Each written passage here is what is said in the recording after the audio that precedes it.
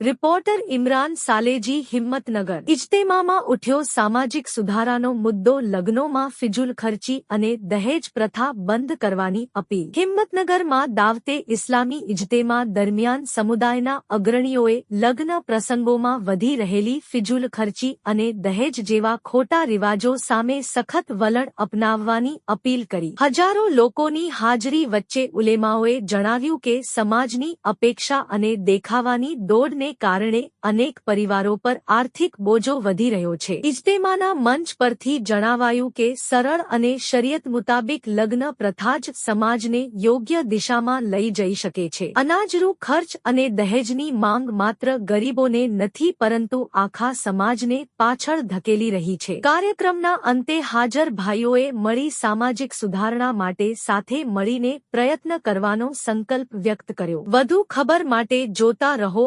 ITN Gujarati પર।